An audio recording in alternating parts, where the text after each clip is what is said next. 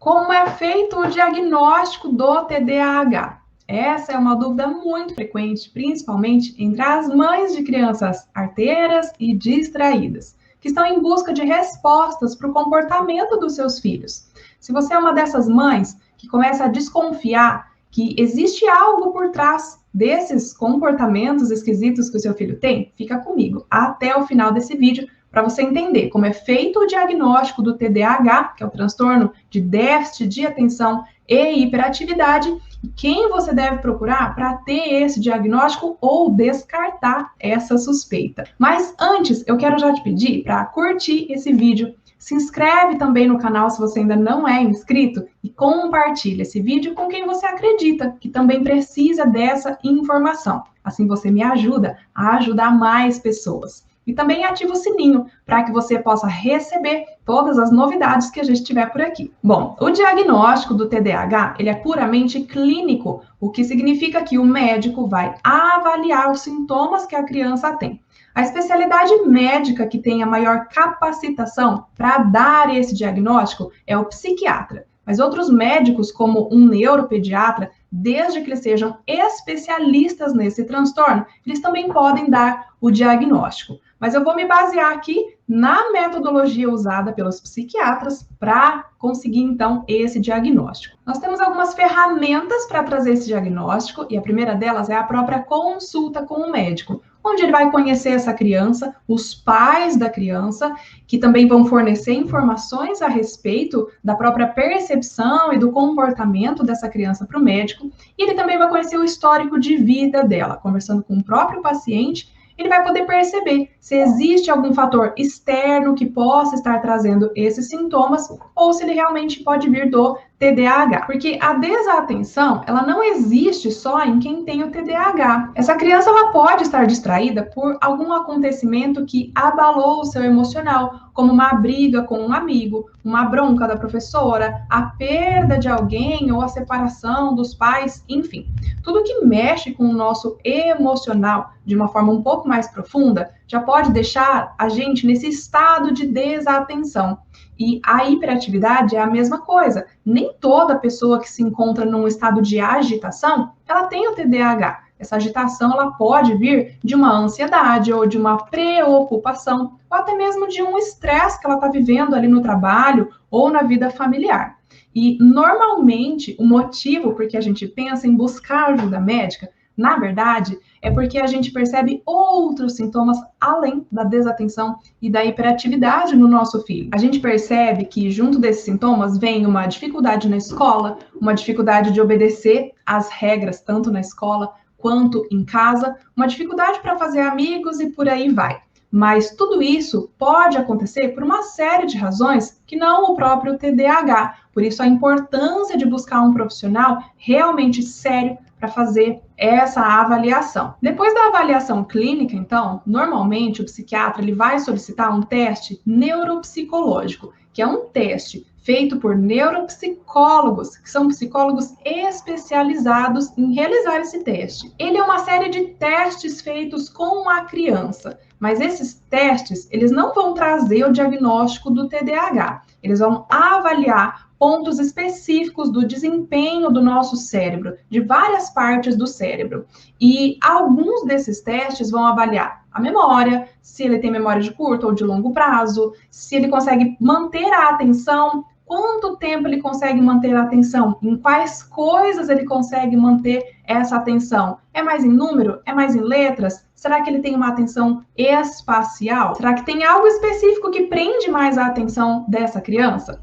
E o neuropsicólogo ele vai fazer, então, um relatório com todos esses testes, que vai mostrar, numa visão bem ampla, como funciona o cérebro dessa criança. E conforme for o resultado desse relatório, o psiquiatra pode também solicitar alguns exames laboratoriais de sangue, para ver como estão as quantidades de algumas vitaminas, porque a falta de algumas vitaminas, elas podem acarretar também na falta de concentração.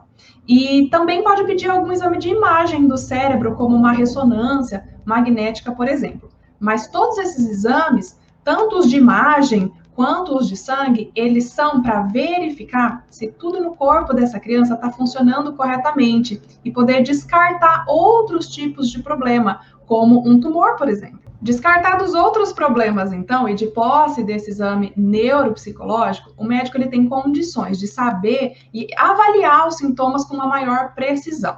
E existem 9 sintomas da desatenção, 9 sintomas da hiperatividade. Se a criança apresenta 6 ou mais sintomas, ou da desatenção ou da hiperatividade, e se eles persistem por mais de 6 meses, então a gente consegue chegar num diagnóstico. E eu vou listar esses sintomas aqui para você, e eu já quero adiantar que muito importante é que o profissional seja realmente bastante sério e entenda bastante sobre o TDAH, para que ele consiga saber diferenciar o TDAH de outros transtornos e de outras doenças. Porque muitas vezes as mães me relatam que logo na primeira consulta, o médico ele já quer dar um diagnóstico de TDAH, ou às vezes mesmo sem ter certeza do diagnóstico, ele já quer prescrever a medicação para deixar a vida dessa criança um pouco mais tranquila. Só que os medicamentos que são feitos especificamente para o TDAH, quando eles usados de uma maneira assim, indiscriminada, eles podem trazer prejuízos seríssimos. Essa questão sobre os medicamentos eu explico num outro vídeo aqui do canal.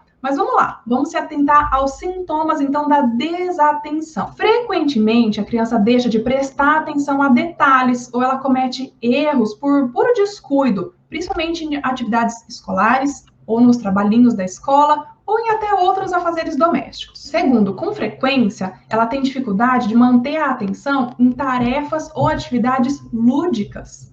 Terceiro, com bastante frequência, parece que ela não escuta quando as pessoas falam com ela. Quarto sintoma, ela com frequência não segue as instruções que ela recebe e ela não termina as coisas que ela começa. Quinto sintoma, com frequência, ela tem dificuldade de se organizar para fazer qualquer coisa, tanto na escola quanto em casa. Sexto sintoma, com frequência, ela evita ou antipatiza ou reluta em se envolver em tarefas que exijam esforço mental constante, como as tarefas escolares, por exemplo. Sétimo sintoma, ela perde com frequência coisas importantes, como o lápis ou a borracha que ela vai precisar na hora da aula. Oitavo sintoma, ele se distrai muito facilmente com estímulos externos. E o nono e último sintoma da desatenção é que ela frequentemente esquece das coisas, mesmo que sejam coisas fáceis e muito importantes. Agora eu vou listar os 9 sintomas da hiperatividade. O primeiro deles é que frequentemente ela agita as mãos ou os pés e se remexe na cadeira. O segundo sintoma é que ela frequentemente levanta da cadeira durante a sala de aula ou em situações que ela precise ficar sentada.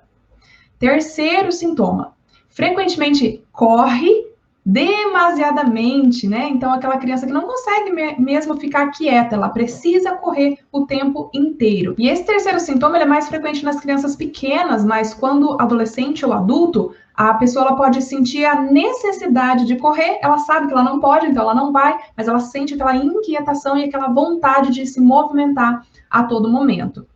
Quarto sintoma, com frequência tem dificuldade para brincar ou se envolver silenciosamente em atividades de lazer. Então, é aquela criança que precisa falar o tempo inteiro e ela normalmente fala alto também.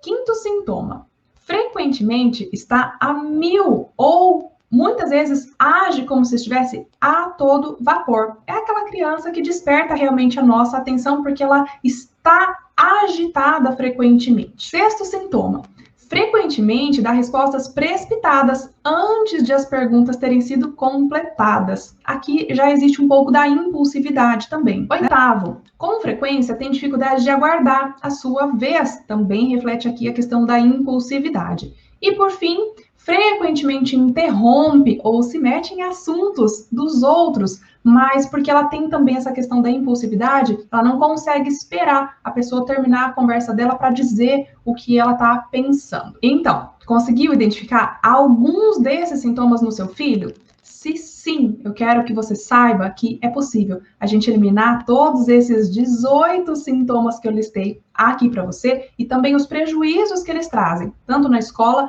quanto na vida social da criança, e sejam eles vindos, na verdade, do TDAH ou não. Você sabia que tem mães conseguindo eliminar 86% dos sintomas dos seus filhos em apenas 90 dias? E sem sair de casa? É importante sim a gente buscar ajuda profissional, mas é também muito importante você, como mãe, saber como conduzir o seu filho dentro de casa para a eliminação de todos esses sintomas. E se você quer saber como elas estão conseguindo esse resultado, eu vou deixar aqui para você, junto desse vídeo, um link ou um botão.